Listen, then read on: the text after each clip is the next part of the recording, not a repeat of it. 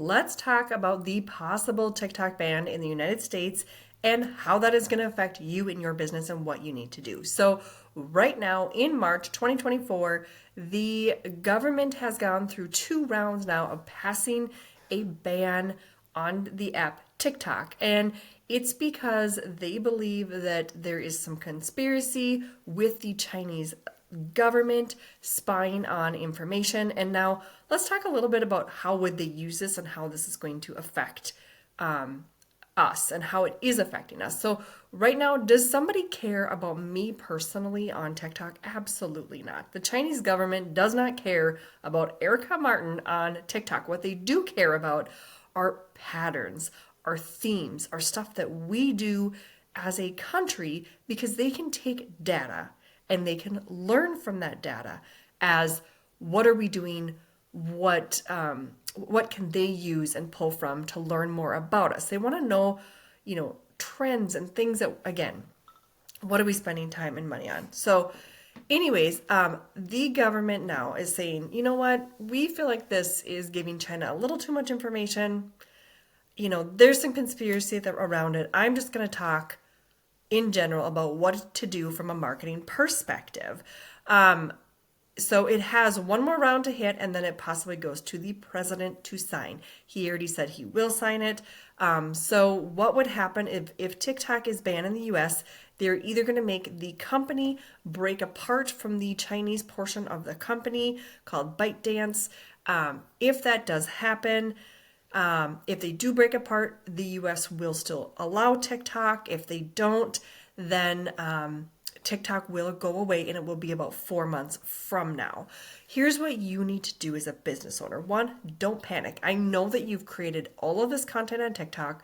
I have been, with my coaching group, I've been talking TikTok all of the time. Now, this isn't that big of a problem for us marketers. So if there is a ban, let's just do the first thing that we need to be doing. We should have been using this entire time an app called repurpose.io. Repurpose.io is a workflow tool. And the minute you create a video on TikTok, it takes it, it removes the video, doesn't remove it. It makes a copy of it. It saves it without the watermark. That is the most important thing, because if your TikTok watermark is on a video on Instagram, Instagram will not show it. So it will remove that watermark, and then it will blast it to all the places you want it to go.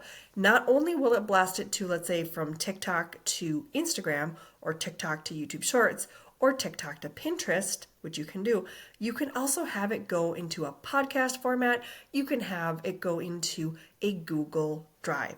Now, I have been doing this for probably about 2 years, on multiple accounts that I have been repurposing and taking all of this content and putting into a Google Drive.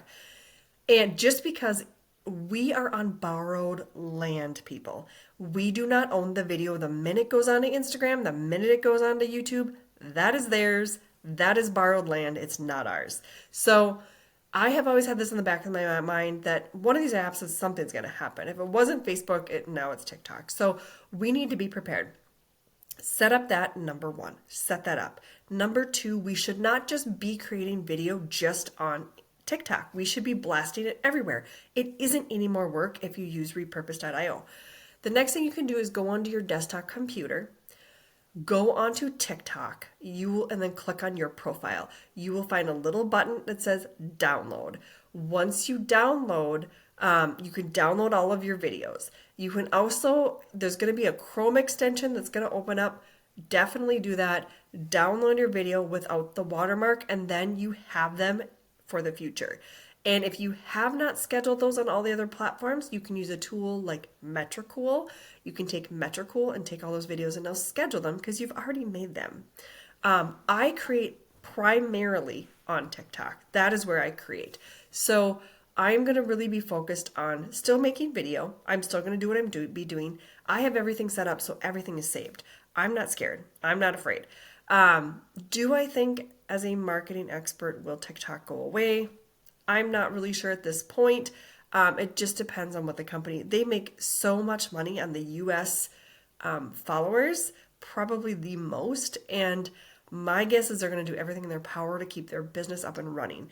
If they have to sell off, they're going to make a lot of money. Somebody's going to make a lot of money. But right now, I would say just be prepared and don't panic. Now, what does this mean for the other apps? We can, yes, Instagram for the time being will probably replace TikTok. The problem is TikTok is a brilliant algorithm. It is, and all the social media platforms, let's take a step back. All the social media platforms work a little bit differently. TikTok is an outreach platform. Instagram is a nurturing platform. Now we are going to force Instagram to be both because we have no other options. And it's just not going to be as awesome as TikTok. It just won't. TikTok is quick. It learns quick. It shows you what you want to see. And it's quick at making you stay on the app with consuming all this content. How many times have you been scrolling and you're like, oh, 30 minutes passed? It's crazy. So I think something else will come into place and replace TikTok. I don't think it will be Instagram. Instagram is a nurturing platform. Its job is to get people on there from other platforms, specifically like TikTok, where you can nurture your audience and really show them behind the scenes and all of that kind of stuff. Like I said, it's not as brilliant. It's harder to navigate. It's harder to go viral on.